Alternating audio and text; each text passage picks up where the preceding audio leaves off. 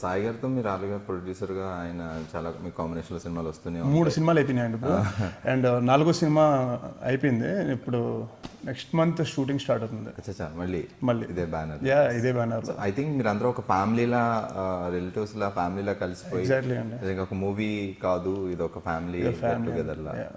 So ఎందుకంటే ఆ quality కానీ మీరు చేసే ఇది కానీ ఎక్కడా కాంప్రమైజ్ అవ్వకుండా ఉంటుంది ఒక మంచి బ్యానర్ కాబట్టి. సో ఆయన గురించి, ఈ సినిమా గురించి పర్టికులర్గా ఊహలు గుసొస్తున్నాడాకే అంత పెద్ద హిట్ అవ్వడానికి అండ్ జోజ్ తన అంత బాగా వచ్చి పెద్ద హిట్ అవ్వడానికి main reason, one of the main reason, back bone Sai Korrapati గారు. బికాజ్ ఆయన నమ్మకపోతే ఈరోజు నేననే లేను, అండ్ అవసరాల శ్రీనివాసరావు లేరు, అండ్ ఊహలు గుసొస్తున్నాడే మూవీ లేదు, జోజ్ తనం లేదు, ఎవ్రీథింగ్ ఈజ్ సాయి గారు వల్లే జరిగింది ఇదంతా. అండ్ ఆయన గట్స్ అండ్ ఒక సినిమాని నమ్మితే వాట్ ఎవర్ ఇట్ ఈస్ అది పూర్తయ్యేంతవరకు ఉండి బ్యాక్ బోన్గా రిలీజ్ అయ్యి ప్రమోషన్ చేసి, I think he is the best producer అండి ఇన్ తెలుగు ఇండస్ట్రీ. ప్యాషన్ అండి, డబ్బులు పోయినా సినిమా తీయాలని ఒక పెద్ద ప్యాషన్, ఏదో సంపాదించేద్దాం దీంతో బిజినెస్ చేద్దాం అనుకునే మెంటాలిటీ అయితే సాయి గారిది కాదు.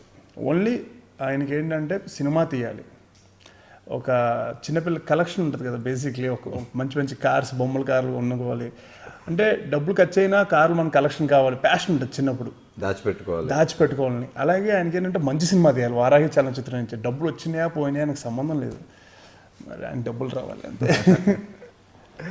ఓకే, యాక్చువల్గా సినిమా ముందు, సినిమా తర్వాత, సో ముందు మీరు ఫీల్ అయిన టెన్షన్ ఏమన్నా ఉందా? ఎందుకంటే ఒక మంచి ఫ్యామిలీ ఓరియంటెడ్ సబ్జెక్ట్ అండ్ కొత్త విధంగా, కొత్తదనంతో వచ్చింది ఈ సబ్జెక్ట్. అండ్ సినిమా చూసిన తర్వాత కంటే ముందే ఉన్నా అసలు ఏం లేదు ఫీల్, పక్క హిట్ అని ఫిక్స్ అయిపోయారు ముందే? నేను ఇప్పుడు ఏ సినిమాకి టెన్షన్ పడినండి, ఏ సినిమా టెన్షన్ ఎందుకు టెన్షన్ పడి వేసి, మన టెన్షన్ పడితే సూపర్ హిట్ అవుతుందని చెప్పండి, నేను సినిమా కొబ్బరికి కొట్టినప్పుడు టెన్షన్ పడతాను నేనైతే, ఇది హిట్ అవ్వాలని టెన్షన్ అయితే పడండి, కొంచెం తేడా నేను.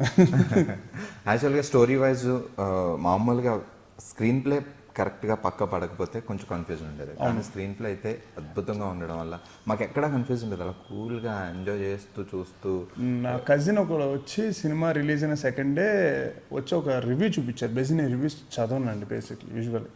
సో నేను వచ్చి చూపించి ఆయన ఒక రివ్యూ రాశారు, ఎవరు రాశారు తెలీదు. సో ఏం రాశారంటే, ఇప్పుడున్న డైరెక్టర్స్ అంటే ఎవరిని కించపరచట్లేదు నేను, సో ఇప్పుడున్న డైరెక్టర్స్ చాలామంది ఈయన దగ్గర స్క్రీన్ ప్లే ఎలాగ రైటింగ్స్ నేర్చుకోవాలన్నారు. సో అది నా అవసరాల శ్రీనివాస్ గానే కదా అన్నింది అని ఒక గర్వంగా ఫీల్ అయ్యాను నేను. Basically the best screen play అండి మూవీస్లో, అండ్ సో ఫార్ నేను చూసిన మూవీస్ 5-6 ఇయర్స్లో ది బెస్ట్ స్క్రీన్ ప్లే అనేది జోచిస్తానంద. సో ఆడియన్స్ ఎక్కడ కన్ఫ్యూజన్ ఉండదు. నో అండి, నేను అంత స్క్రీన్ ప్లే చూసింది 3 Idiots మూవీ ఒకటే.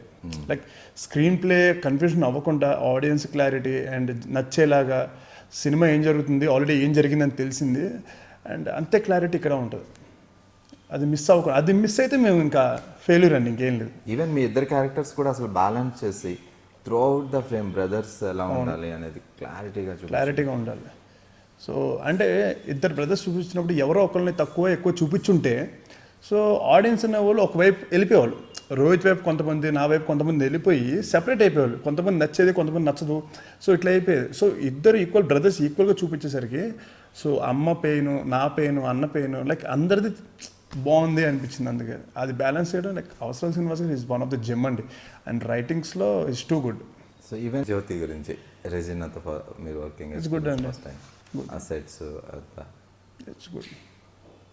సో యాక్చువల్లీ మీరు అంటే ఒక ఫ్యామిలీ ఎంటర్టైనర్ వస్తుంది అంటే ఆడియన్స్ ఎక్స్పెక్టేషన్స్ ఉంటాయి, అండ్ ఊహలు గుసగుసలాడే సినిమా తర్వాత మళ్ళీ శ్రీనివాస్ గారి సినిమా అనేసరికి ఫ్యామిలీ ఆడియన్స్ ఎక్స్పెక్టేషన్స్ చాలా ఉంటాయి. సో సినిమా రిలీజ్ అయిన తర్వాత వచ్చిన రెస్పాన్స్, ఫ్యామిలీ ఆడియన్స్ నుంచి రెస్పాన్స్ కానీ, మీ ఇంట్లో మమ్మీ డాడీ రెస్పాన్స్ కానీ ఎలా ఉంది?